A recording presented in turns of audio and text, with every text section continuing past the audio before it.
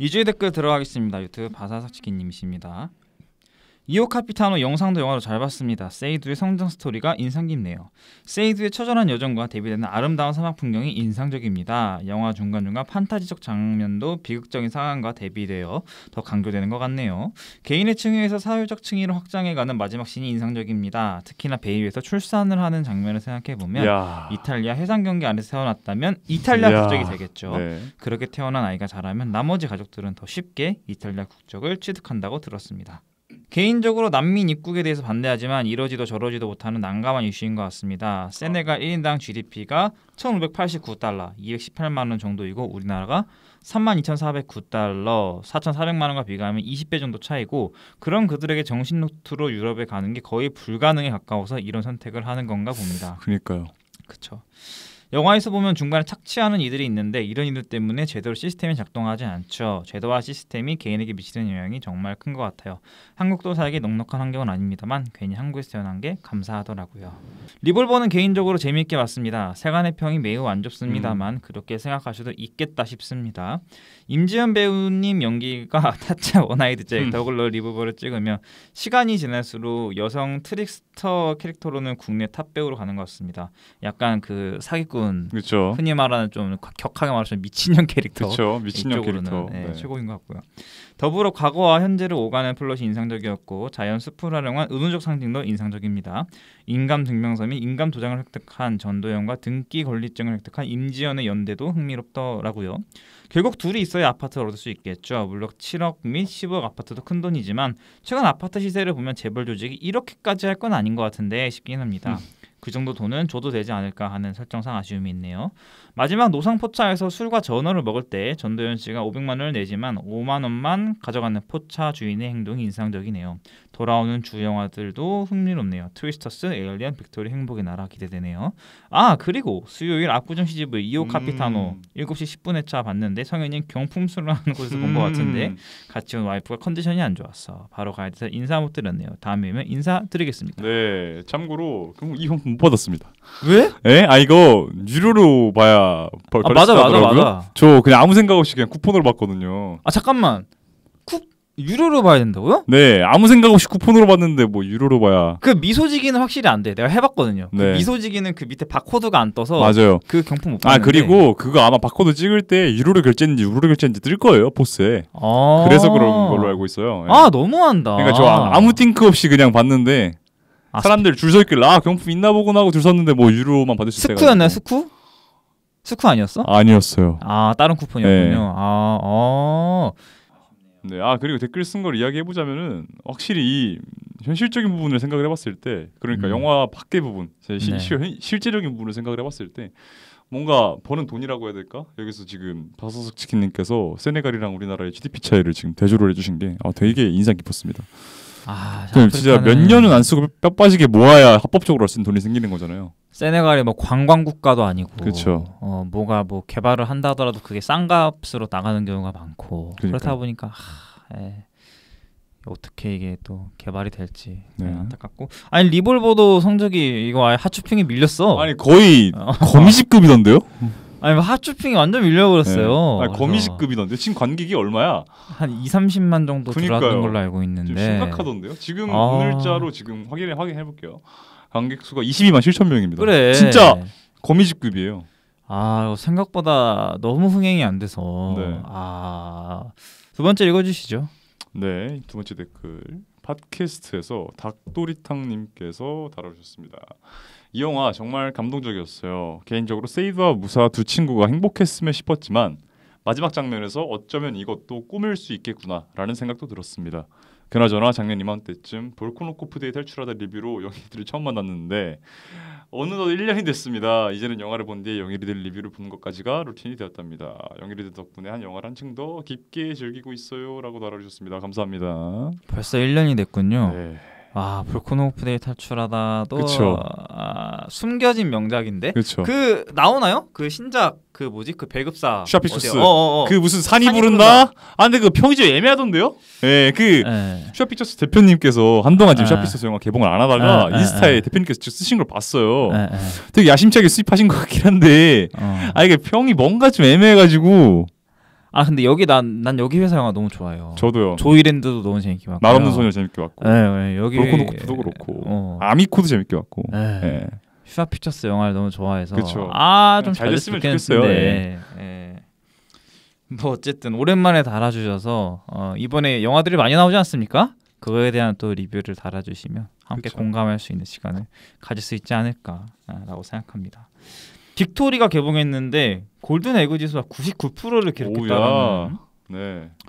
그러니까 어제 14일 낮 12시 기준으로 CGV 골든 에그 지수 99%에 뭐 메가박스 실관람 평점도 9.2점, 롯데시네마 9.4점 등 되게 한국 영화 중에서는 높은 평점을 기록하고 있다라는 기사를 봤습니다. 무난하게 보기 좋았다. 대중 픽은 받았다는 거죠.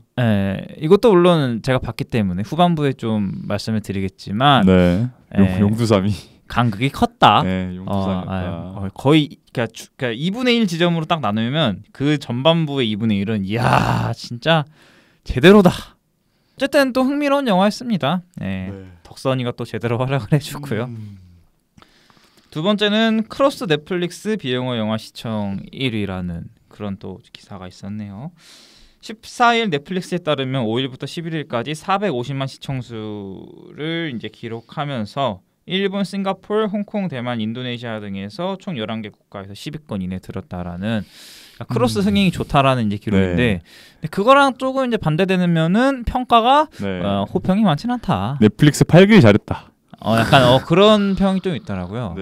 그래서 뭐 모르겠어요. 일단 한 주가 더 지나봐야 될 것 같아요. 결과가 이제 쏟아지는 영화들이 이제 결과가 한 주 뒤면 이제 본격적으로 나뉠 것 같은데 리볼버가 생각보다 흥행이 굉장히 안 좋은 상황. 손익분기 좀 100만 조금 넘는데 와 그런데도 이렇게까지 관객이 안 들어올 줄은 몰랐어요. 그러니까 핫쇼핑이 선전을 하고 있는 상황에서 역시나 파일럿 순항 중이고 행복의 나라가 또 좋은 성적을 거뒀다라는 또 기사를 봤기 때문에 그렇죠. 행복의 나라는 아마 이번 여름 끝날 때까지 봐야 될 것 같아요. 어떻게 될지. 2주 영화는 러브 달바입니다. 러브 달바. 상당히 근데 개봉 영화가 되게 많았죠. 빅토리, 행복의 나라, 에이리언 로블러스, 트위스터스, 공들이 솔루션북. 그 중에서도 저는 사실 러브 달바에 좀 꽂혔던 이유가 사실 제일 작은 영화이기도 하고 칸 영화제에서 호평이 굉장히 많았기 때문에 이 영화를 한번 해볼까 했는데 근데 사실 이제 뚜껑 열어보니 얘기할 게 그렇게 많지는 않았던 것 같아요.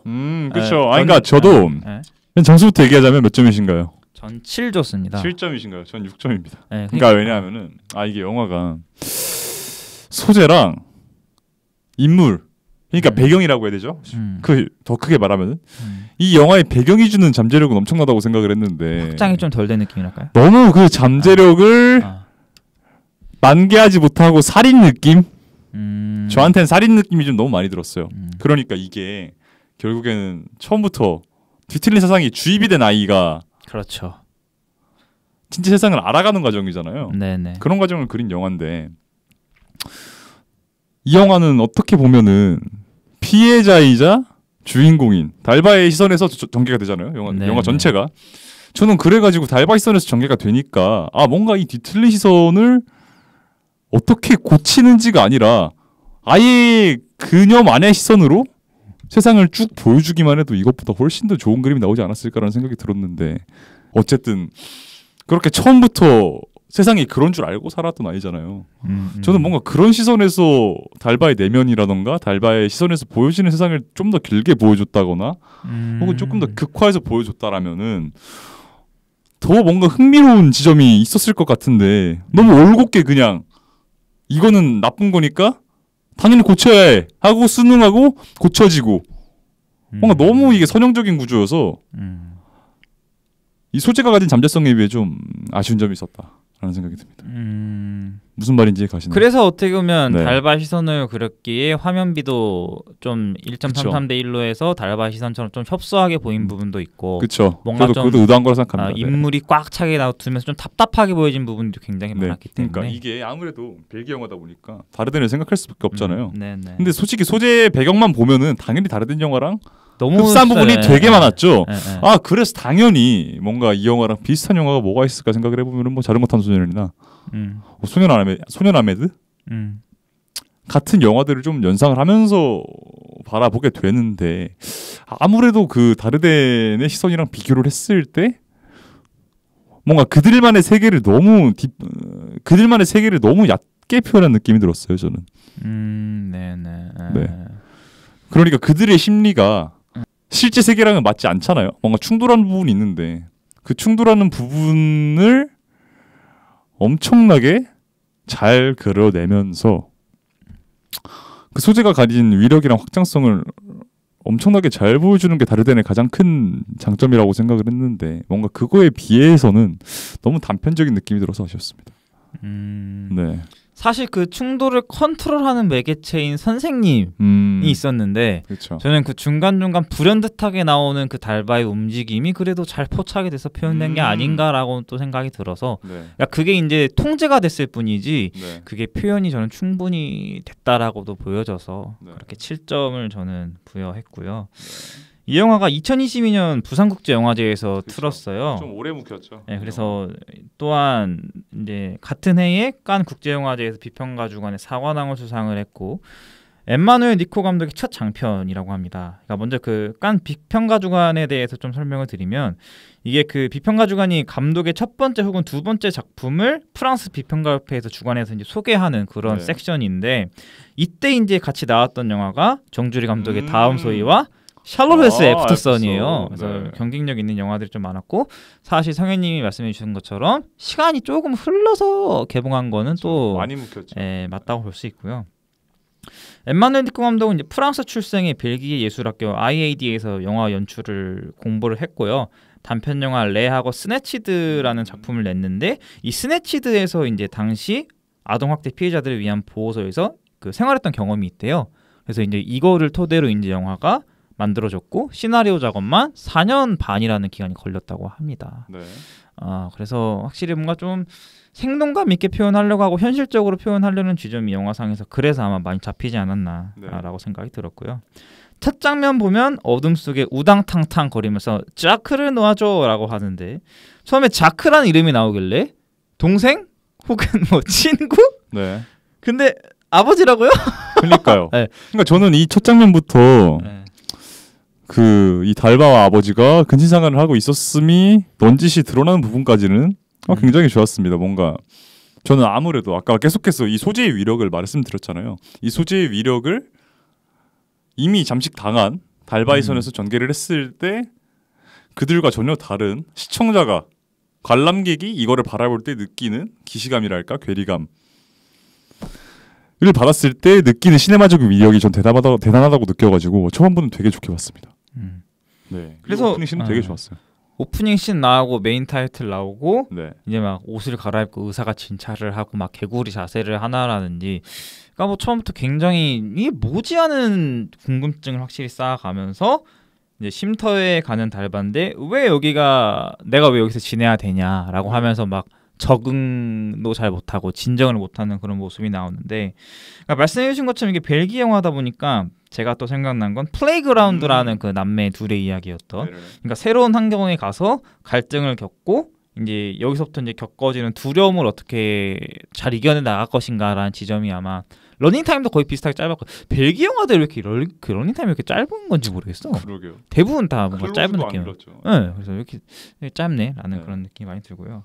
확실히 이 영화를 끌어당기는 데 있어서는 2009년생 배우인 젤다 샘슨, 달바를 연기한. 확실히 요즘 그 뭔가 여성 서사가 확실히 확장되고 있다라는 게 말없는 소녀, 여기는 아미코, 그쵸. 클레오의 세계 등 그쵸. 뭔가 좀 여성 어린아이들에 대해서 세계관이 많이 확장되는 듯한 모습이 보여요. 그렇죠. 한국엔 뭐 없나요? 뭐 결국 우리들이죠. 최근에 왜냐면 한국에도 그게 있잖아요. 막걸리가 있었잖아요. 막걸리가 있었죠. 네. 그렇죠. 막걸리 되게 도천적인 독립 영화였죠. 네. 그래서 그러니까 물론 막걸리는 뭔가 좀 더 그 창의적인 부분이 좀 더 빛나는 영화긴 하지만 뭔가 좀 요즘 여성 아이들에 대한 소사가 확실히 전 세계적으로 확장이 되고 있지 않나. 저도 그렇게 생각합니다. 라는 걸 또 흥미롭게 지켜보게 됐고 그 쉼터방 친구 사미아가 나오는데 그 국기 보니까 약간 그 하늘색 국기 있잖아요. 콩고민중앙국. 네, 콩고민중앙국 국기였고 쉼터의 이제 목적은 뭔가 자유를 찾아서 애들을 데리고 왔는데 귤이 엄청 많아요. 네, 그렇죠. 시간도 지켜야 되고 밥 테이블 선생님이랑 같이 먹으면 안 되고 오히려 뭔가 좀 저는 가두는 느낌도 들어서 최근에 파편들의 집이라는 영화가 네. 다큐멘터리 그 형식 그 거의 나왔었잖아요. 네. 그래서 이걸 보니까 확실히 뭔가 다양한 이유로 모인 아이들인데 그런데 또 보호소에서 언제까지는 또 보호해줄 수 없는 노릇이고 네. 하니 네. 이 영화가 굉장히 많이 연상이 되기도 했고 달바 옷을 보면 또 굉장히 성숙해요. 그렇죠. 왜 성숙하냐 하면 당연히 이것도 아버지 영향이 있었을 것이다. 그렇죠. 그리고 그 중간부에 나오면 알겠지만 달바가 쇼핑을 해본 적이 한 번도 없다 그러잖아요. 네네네. 여기서 봤을 때 이 뭔가 옷이라는 소재를 가지고 계속해서 통제되어 왔을 달바의 삶을 유추해볼 수 있는 부분도 조금 흥미로웠어요. 옷을 통해서 네. 어떻게 보면 그 초경을 하게 되는 것도 어떻게 네. 보면 옷을 통해서 또 그렇죠. 느껴지는 부분들이 있고 그렇죠. 그러니까 뭔가 그 옷을 통해 보여주는 통제의 이미지랄까? 그 달바가 계속 입고 있는 옷들도 어떻게 보면은 전통적인 여성성을 상징하는 그런 옷들이 되게 많았었잖아요. 뭔가 그거를 벗어 던지고 뭔가 편한 옷들을 입고 뭔가 아이들을 연상했을 때 자유로움이라는 개념에 맞을 법한 그런 옷들을 입으면서 점점 자신이 누구인지 알아가고 자유를 깨우치게 되는 그런 과정을 옷을 통해서 그리는 것도 부분도 있지 않았을까라는 생각이 들어요. 확실히 속보다는 뭔가 겉에 많이 그렇죠. 화장, 그렇죠. 옷, 그렇죠. 염색, 그렇죠. 뭔가 계속해서 그 거칠에 대해서 하는 네. 확실히 뭔가 여기서 보면 뭐 오줌도 뭐 어떻게 보면 실수로 누게 되고 그렇죠. 뭐 그런 과정들이 굉장히 애같이 나오는데 근데 본인은 애가 아닌 것 마냥 난 여자애가 아니다. 네. 여자다라고 맞습니다. 주장하는 부분이 확실히 뭔가 조금 이질적으로 뭔가 느껴지는 게 맞았고 그러니까 세뇌가 얼마나 무서운 것이냐 이 어린 나이 때부터 맞습니다. 그 부분이 굉장히 좀 추악하게도 보였던 네. 그런 부분이 있었고요.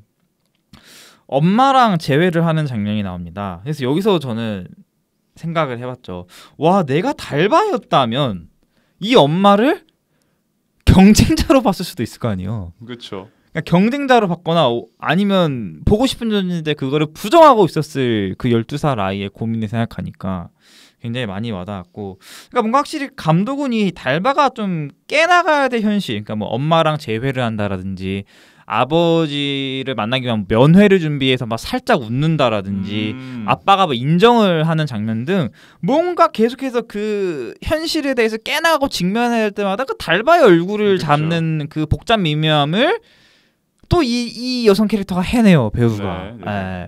그 지점이 굉장히 인상 깊었다. 네. 라는 지점이 있고 아빠랑 이제 만났는데 준비 과정이 사실 굉장히 좀 기이해요. 그러니까 보통 그러니까 당연히 사랑하는 사람이라서 그랬겠죠. 그냥 네. 사랑하는 사람이어도 사실은 화장을 하고 간다라기보다는 오히려 뭔가 만날 생각에 뭔가 울컥울컥하고 그래야 되는데 네. 화장을 하고 막 온몸 온 그런 꾸미고 그거를 본인이 이쁘다고 그 보는 그 과정이 네. 기이하더라고요. 저는 그냥 너무 기이했어요. 그래서 뭐 면도하다 배웠다, 뭐 셔츠 다리를 했다 등 이 대화 자체가 확실히 뭔가 연인에 가까운 그런 대화였고요. 네. 아빠가 이제 소아성애자를 인정을 하면서 이제 영화가 확실히 이제 전후로 갈리게 되는 그 지점이었던 것 같습니다. 네. 그러니까 달바는 확실히 이제 여기서부터는 나는 아빠만 믿어왔는데 네. 내가 사랑하는 사람이니까. 네. 근데 그 믿었던 것에 대해서 이제 배반을 당하면서 그렇죠. 거기서부터 이제 심정이 그렇죠. 그럼 난 뭐야? 그렇죠. 나 어떻게 해야 돼? 그러니까 근데 그와 동시에 제가 이 영화가 좀 아쉽다고 느꼈던 부분이 딱 여기부터입니다. 그러니까 너무 이 심경 변화가 너무 급격했어요. 그러니까 이 영화가 전 단순히 아쉬웠다고 말하는 부분이 그냥 소재를 잘 못 살렸다는 것뿐만 아니라 그러니까 이 중반부 있죠. 아빠가 소아성애자임을 인정했다. 이 부분부터 마지막까지 뭔가 달바의 내면을 서술하는 데 있어서 생략된 부분이 너무 많았다고 생각을 해요. 그러니까 어떻게 보면은 이 영화가 길지가 않잖아요. 어떻게 딱 이 지점부터 영화 끝날 때까지 1시간도 안 되는데 그 짧은 시간 만에 영화의 그 마지막 부분을 보시면은 달바가 아버지를 마주하면서도 어떻게 강인한 모습을 보여주고자 하는 감독의 의도가 보이잖아요. 그런데 어떻게 그 짧은 시간 안에 달바의 내면이 그렇게 성장했다고 보이기에는 설득이 안 된 느낌이랄까요? 그러니까 제가 생각했을 때 제가 그 마지막에서 달바의 모습을 봤을 때 제 생각은 달바는 아직까지 아빠를 사랑하고 있지 않을까? 혹은 완전히 세상을 알아가기에는 아직 좀 시간이 더 걸려야 하지 않을까라는 생각이 들었습니다.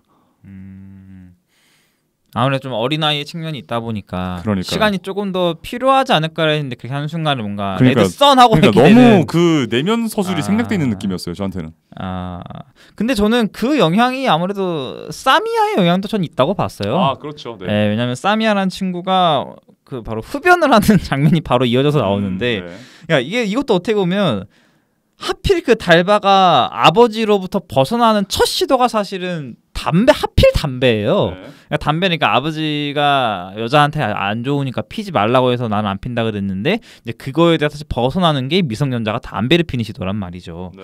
그러니까 그래서 이제 그 이후에 이제 막 귀걸이도 빼고 뭐 술도 먹고 막 똑바로 걷는 법도 배우면서 이제 달바가 한층 한층 뭔가 조금씩은 벗어나려고 성장해 가려는 그 시도가 나오기 시작했고 근데 다만 그게 짧았다는 것도 어떻게 보면 그러니까 관객 입장에서 그 표준적인 시간이 짧았다고 보는 것도 부정할 수는 없는 네. 그런 부분이 있는 것 같고 그래서 뭐 그 과정에서 뭐 선생님과 밥을 먹으려고 한다든지 뭐 껴안고 막 뭐 옷을 막 건드리려고 하는 그런 시도들이 네. 저는 이것 또한 달바가 아직 성장 중에 있다라고도 보여지는 맞아요. 그런 모습인 것 같더라고요. 맞아요, 예, 맞아요. 예, 예. 그래서 이제 사미야가 떠나게 되는데 어떻게 보면 이 사미야랑 또 친해질 수 있는 계기는 엄마의 부재라고 저는 생각했거든요. 이 두 사람 다 네. 공통적으로 엄마에 대한 부재감을 느꼈고 그렇기 때문에 뭔가 서로가 서로에게 부모의 역할, 특히 네. 엄마의 역할이 조금 더 가깝지 않았나. 영상이죠. 네. 예. 그러니까 뭔가 사미야는 뭔가 달바의 적응이라든지 뭐 초경을 함께했다라든가 뭐 이불을 뭔가 좀 배려해주는 부분이 있었다면 달바는 오히려 사미야에게 막 화장도 알려주고 네. 이쁜 옷을 선사한다라든지 그러니까 네. 서로가 서로에게 엄마 역할을 해주는 그런 모습도 보였어요. 그래서 이후에 이제 집에 가는 달바의 모습인데 뭐 집은 맞죠 거기가 자기가 창문을 넘어가서 그렇죠. 특별한 공간으로 가는 그렇죠. 그래서 그 흔적들을 보고서 인형들을 껴안고 숨는데 확실히 뭔가 달바는 진실을 뭔가 마주할 때마다 숨는 경향이 저는 있었던 것 같아요. 네. 네, 그러니까 아무래도 이거는 다가올 두려움에 대한 공포를 이렇게 표현한 건데 첫 번째는 이제 아빠가 본인이 이제 소아성애자라는 걸 인정을 했을 때 숨었고 두 네. 번째가 이제 선생님을 향해서 본능적인 터치를 이뤘을 때 그렇게 네. 또 집으로 가서 또 숨었던 경향들이 아마 본인이 두려움에서 나왔던 건데 그래서 아마 머리를 저는 자르는 것도 본인이 머리 자르잖아요. 그것도 네. 뭔가 좀 과거에 대한 좀 두려움에서 좀 벗어나려는 시도가 아닐까. 스타킹이 그래서 올이 나가 있는 모습 또한 그러니까 과거에는 뭔가 아까 말했던 거칠해 뭔가 겉모습, 옷, 화장, 염색 이런 거 신경 썼다면 네. 이제 뭐 지금은 그냥 머리 그냥 잘라버리고 그런 거에서 뭔가 변화하려는 과거를 떨쳐내려는 의지가 또 이렇게 또 머리를 자르고 스타킹이 올이 나간 모습으로 표현이 되지 않았나 라는 부분도 있었습니다. 엄마와의 만남을 하고 과거에 대한 기억을 함께 이야기하는 장면인데요. 네. 제가 여기서 좀 인상 깊었던 거는 결국엔 다시 과거를 이야기한다라는 부분에서 달바에 있어서는 뭔가 다시 본인에 대한 그 두려움을 꺼내야 되는 건데 그렇죠. 그러니까 어떻게 보면 엄마가 만약에 이거를 알고서 네. 뭔가 좀 내가 너를 알아 뭔가 아는 체 하면서 엄마가 뭔가 좀 포용하려고 뭔가 아는 체 하면서 막 다가가려 했다면 저는 그게 좀 더 부담스러울 것 같은데 네. 오히려 그냥 서로가 서로에게 서투른다라는 거를 알고 있는 것 인정하고, 같아서 네. 인정하고 다가가려는 부분이 네. 오히려 더 와닿는 부분이 많았다. 네. 그러니까 저는 뭔가 이 엄마가 만나는 씬이랑 그 전까지 달바가 바뀌는 씬이라고 해야 될까요? 이 둘 사이가 딱 뭔가 안 맞는 느낌이 들었어요. 그러니까 변화라고 하는 건 알겠거든요. 변화라고 하는 건 알겠는데 이 다음 씬에서 엄마를 만날 때는 뭔가 좀 태연하게 되게 받아들이려고 하는 느낌이 들었달까? 그러니까 뭔가 행동이 열거만으로 달바의 내면이 변화했음을 설명할 수 있는지가 저는 모르겠어가지고 사실 그 존재도 그냥 끼워 맞추는 것보다는 사실 사미야의 영향이 또 이것도 컸다고 봐요 친구가. 아 그렇죠. 왜냐면 사미야도 가는 데 있어서 사실은 이모한테 뭐 그런 얘기가 나오잖아요. 그래서 네. 야, 차라리 엄마가 불렀으면 오히려 네. 편하기라도 하지라고 해서 아무래도 저는 이 달바가 변하는 데 있어서는 아버지의 인정도 인정이지만 사미야의 존재가 그쵸. 너무 크게 보여서 사미야의 존재가 좀 되게 크게 느껴지는 영화긴 합니다. 네, 저는 그럼에도 뭔가 좀 내면 묘사가 너무 부족한 느낌이 들긴 했어요. 그러니까 너무 행동만 열거 하다가 내면이 갑자기 바뀐 느낌이 들어가지고 네. 특히 이제 마지막 3자 대면이 그렇죠. 그러니까요. 결말이 이제 엄마의 손과 손이 이제 포개지면서 그렇게 마무리가 그러니까요. 되는 건데 그러니까 뭔가 제 말에 공감을 하신다면은 똑같이 이 부분에서 조금 앵하실 좀 포인트가 있을 것 같기도 해요. 네. 그러니까 사실 저는 그 이 마지막 장면을 어떻게 봤냐면 사실 첫 장면은 이게 어떻게 보면 타인에 대한 물리적인 이별이 행사가 됐다면 사실 마지막 장면은 이제 본인이 자신 스스로가 그렇죠 자신 스스로에 의해서 완전한 이별을 선택을 하는 거다 보니 네. 결국 첫 장면과 마지막 장면의 모든 건 다 떠나보냄이 아니었나. 네. 사미아도 그렇고 다 떠나보내고 맞죠. 이제 새로운 또 만남을 엄마와의 삶을 시작하는 게 아닌가처럼 보여서 맞죠. 네. 달바의 성장기는 맞는데 상현님이 말씀해 주셨던 것처럼 아 뭔가 왜 이렇게 좀 급작스럽게 뭔가 이렇게 변화하는 것 같지라는 그러니까요. 예. 그러니까 뭐라고 해야 될까? 이렇게 인물 한 명의 내면을 쭉 따라가는 영화를 설득을 해야 한다고 하면은 내면 묘사를 조금 더 진득하게 한다던가 혹은 내면 묘사를 안 하고 이미지로 보여줄 거라고 한다면은 시간과 공간의 흐름을 좀 명확히 보여준다고 했어야 한다고 생각하는데 뭔가 이 두 가지 중에 뭔가 한 마리도 뭔가 애매하게 잡을 듯 말 듯 하면서 못 잡은 느낌이 들었어요, 저한테는. 뭐 예로 하나 들면 뭐 아미코 여긴 네. 아미코 같은 경우에는 워낙 그 아미코라는 캐릭터가 조금 독특한 부분이 있다 보니 우리 관객들에게 보여지는 것은 어떻게 보면 독특한 부분만 좀 눈에 보여들지만 또 뒤에서 보면 막 뒤에서 숨어보는 그런 장면들도 있었고 그렇죠. 뭔가 가족들과의 뭔가 갈등도 보이고 그렇죠. 그런 부분에서 이제 조금씩 뭔가 젖어 들어가는 부분 특히나 마지막 결말 부분도 그렇게 날리지 않으면서 그렇죠. 다양하게 해석할 수 있는 그러니까 뭔가 아미코가 좋았던 거는 그 아미코라는 뭔가 달바랑 되게 비슷한 인물이잖아요. 뭔가 이 세계랑 맞지 않는 인물. 세계가 계속해서 충돌할 수밖에 없는 인물인데 그 인물이 세계랑 충돌하는 부분을 굉장히 잘 묘사를 했단 말이죠. 특히나 이 어린 아이에 대한 어떻게 보면 이 어린 아이라는 그 소재 자체가 네. 어디로 튈지 모르잖아요. 맞죠. 예. 그렇죠.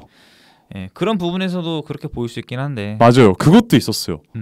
뭔가 어린아이라 어디로 튈지 모르는 부분. 전 그 부분을 좀 부각했으면 좋겠다라고 생각을 했는데 그거에 비해서 좀 너무 선형적으로 전개가 된 부분도 있긴 했어요. 그러니까 뭔가 조금 너무 정석적인 내러티브 전개랄까요? 뭐 게임 하잖아요. 네. 게임 그 뭐지? 뭐 진실하고 대담인가? 네. 근데 뭐 그런 옛날 얘기 나오니까 바로 그냥 주먹 날아가잖아요. 네. 그런 것도 뭔가 좀 네. 재밌었어요. 네. 그래도 이 영화 별로라는 건 아닙니다. 그럼. 별로라는 건 아니고 뭐 이 영화가 그냥 그렇다고 말하는 저에게도 분명히 흥미롭게 볼 수 있는 지점들이 꽤 있었어가지고 뭔가 그 지점을 좀 되게 딥하게 바라보면은 더 흥미롭게 분석을 할 수 있는 부분이 있지 않을까라는 생각이 듭니다. 네. 그러니까 저는 너무 끔찍하더라고. 그러니까 그 과거가. 그렇죠. 그러니까 그 영화 시작하고 이제 30분 보는데 과연 이 문이 따지기 전까지 그 과거 그 12년간의 그 과거를 생각하니까 그게 너무 끔찍해서 그 초중반부가 되게 인상적이더라고요. 그리고 방금 현우님께서 문을 이야기를 하셨는데 네. 뭔가 이 영화에서 되게 영화관으로 중요하게 사용된 게 되게 저는 문이라고 생각을 했거든요. 닫고 열고 이 영화는 달바가 문을 닫히면서 시작을 하잖아요. 그렇죠. 그런데 이제 딱 쉼터에 들어가면서 문을 열고 사미야를 처음 마주하는 지점 이 되게 뭐라고 해야 될까 영화상에서 되게 잘 부각되게 연출이 되고 그리고 엄마를 처음 만나고 아빠를 다시 재회하는 장면에서도 문이 열리면서 항상 영화가 표현이 되잖아요.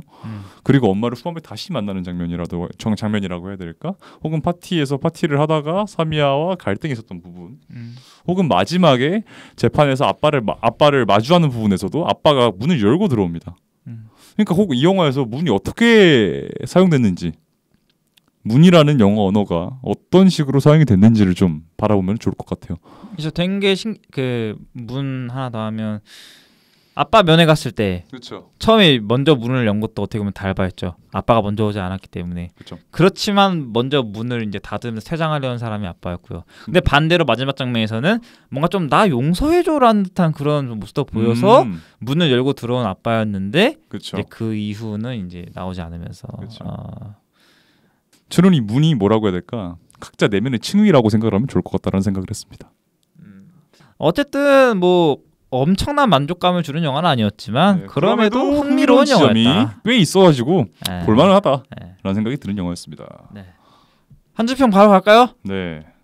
한 줄 평 가면 저는 사랑을 앓고 사람을 알고로 가겠습니다. 저는 아까도 말했던 것처럼 뭔가 이 한 줄 평에 문을 넣어야 될 것 같아가지고 문으로부터 연결되고 단절되는 어린 내면이라고 하겠습니다. 문으로부터 연결되고 단절되는 어린 내면. 어쨌든 뭐 워낙 지금 영화관에 그게 쏟아지죠. 쏟아지다 보니까 네. 이 영화가 조금 좀 부족한 것 같은데 네.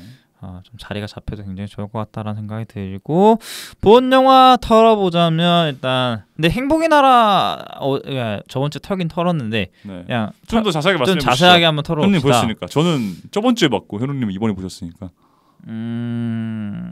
생각나는 영화 변호인. 아 그렇죠. 아무래도 생각날 수밖에 없죠. 변호인이랑 뭐 작년에 개봉한 서울의 봄. 서울의 봄. 저는 추락의 부까지. 아 법정 최근에 나온 제일 좋은 법정 영화였으니까. 네. 장점도 있고 단점도 있지만 그래도 아쉬웠던 거는 확실히 변호인에서 임시완 배우 역할이 크긴 컸다. 그러니까 이 행복의 나라라고 하면 사실 어떻게 보면 사실 원톱이라고 봐야 되는데 뭔가 좀 지분이 좀 애매한 듯한 느낌이 있어요. 그러니까 어떻게 보면 그 송강호 배우가 빛이 날 수 있었던 거는 그만큼 사실적으로 표현되고 희생했던 임시완 배우가 어떻게 보면 받쳐줘서 그 에너지가 좀 간 것 같다. 그러니까 이게 전환이 되는데 그 전환이 되는데도 에너지가 떨어지지 않는 부분은 그 부분에서 좀 채워졌다라고 생각이 드는데 여기서 보면 어떻게 보면 그러니까 제가 전반부는 이게 조정석, 이성균, 네. 후반부는 사실 조정석, 유재명으로 네. 가는 것 같은데. 네. 그리고 제가 저번 주에도 말씀드렸지만 이 영화 뭔가 다 괜찮은데 후반부에서 너무 감정을 그러니까 짜내는 느낌이 들었어요. 사람을 살려줘, 사람만 살려라는 너무 호소하는 느낌이 들어가지고 그러니까 저는 뭔가 이렇게 11호 사태랑 관련해서 저는 제일 잘 만든 현대 영화 중에 하나는 그때 그 사람들이라고 생각을 하거든요. 기가 막히고 그러니까 보면서 그때 그 사람들이 계속 생각이 나는데 기가 막힙니다. 그 영화. 그때 그 사람들이라는 영화는 어떻게 보면 되게 발칙한 영화잖아요. 임상수 감독 그거 맞죠? 네, 어떻게 보면 되게 성역화될 진짜. 수 있는 사건을 가지고 오히려 풍자를 하고 인물을 바라보는 시선을 아예 180도로 돌려버리면서 이 누군가에게는 굉장히 용감한 어떤 일반적으로 사람들이 바라봤을 때 용감한 시도라고 할 수 있는 그 사건을 어떻게 이렇게 더덥고 허무하게 그려낼 수 있는가 라는 지점에서 저는 그때 그 사람들을 정말 높게 평가하거든요. 그런데 그 지점에 비해서 행복의 나라는 너무 이전에 봐왔던 느낌이랄까? 그러니까 그때 그 사람들이랑 비교했을 때 그 11호 사태를 영상화하는 지점에 있어서 그때 그 사람들이랑 되게 비슷한 지점들이 꽤 있었잖아요. 그 이성균 님이 그 주방에 있는 자기 동료들을 죽이는 신 같은 것들. 뭔가 그런 것들을 생각을 해봤을 때 뭔가 시선이 너무 이전에 봐왔던 그것들이랑 비슷한 느낌이 들어가지고 뭔가 좀 전형적이다라는 느낌을 버리기 어려웠어요. 근데 전 그럼에도 중반부까지는 그래도 이 감독이 어떻게든 흥미로운 법정 영화를 만들려고 하는구나라는 생각이 들었는데 후반부 들어서는 이 법정 영화에서 필요한 최선의 논리가 다 사라져버리고 감정에 호소하는 느낌이 들었어요. 사실 차별점을 두자면 그거였어요. 그 나는 행복의 나라로 갈 테야. 그거 나오면서 이제 막 조정석 배우가 그 참모총장을 설득하기 위한 그쵸. 그 좀 코미디 섞인 부분들이 들어갔는데 맞죠. 사실 이거 어떻게 보면 좀 광해의 영향도 있었어서 맞죠. 저는 그래도 이 추찬민 감독이 광해에서 보여준 확실한 장점은 이렇게 어떻게든 대중들한테 인간적인 감정을 설득하는 능력이 있다라고 생각을 했거든요. 그래서 저도 이 부분은 좋았습니다. 그리고 마지막에 그 결연한 이성균님의 표정이 정말 그쵸. 너무나도 와닿는. 뭔가 이성균이라는 배우에 좀 초점을 맞춰서 본다면은 그래도 적합한 유작이 아닐까. 너무 네. 너무 맞아떨어지는 상황이에요. 적합한 유작이 아닐까라는 생각이 듭니다. 충분히 호평을 받을 만한 영화라고 생각이 들지만 사실 개인적으로 조금 뭔가 아쉬운 부분이 있는 것 같아서. 근데 그럼에도 역시 올해 여름은 조정석인 것 같습니다. 맞습니다. 정말 대단하더라고요. 전극 희극 둘 다 깔끔하게 잘 했으니까요. 두 번째 빅토리. 빅토리 어떠셨나요? 저 진짜 이것도 그러니까 정확히 또 절반이 갈리는 그 뭐지? 치어리딩이 풀샷으로, 그러니까 원래 항상 이런 걸 보면 그 상업 영화들은 거의 2초마다 컷이 잘리잖아요. 2, 3초마다 쇼트가 잘려 나가는데 완전 풀로 딱 당겨서 진짜 제대로 막 치어리딩을 다 보여주는 장면이 있는데 문제는 이제 그 후부터 이제 스토리가 하이라이트까지 치닫는 데 있어서 막 뭐지 해리 배우가 막 네. 서울로 간다라든지 네. 그러니까 거제에 사는 이야기인데 네. 뭐 서울로 간다라든지 와해가 된 이야기부터 아 이것도 사실 치어리딩 하면서 우당탕탕 하면서 마지막에 큰 무대 빵 해야지 이게 원래 보통의 일반적인 전개잖아요. 근데 그걸 이미 한 번 여기서 해버려. 50분쯤에 한 번 해버리고 이제 여기서 또 와해가 되고 다시 또 한단 말이에요. 네. 근데 이 와해에서 극복을 하는 이 여기가 네. 이 틈이 초반부 잘 쌓아놓고 네. 왜 여기서 너무 늘어진다는 거죠. 어. 네. 여기서 굳이 안 들어가야 될 게 들어가 버리니까 네. 그러니까 너무 좋아요. 그러니까 그 과정에서 뭐 부모님들의 뭐 산업 그런 것도 있고 해서 네. 좋은데 어쨌든 그 청춘들의 그런 패기, 네. 열정 네. 너무 좋았다. 네, 어쨌든 그렇게 마무리해서 저 어쨌든 이것도 6점이었거든요. 네, 저한테는. 네네네. 그러니까 그 정도로 아쉬운 부분이 있었지만 너무 이게 좋았어요. 네. 푸릇푸릇함이.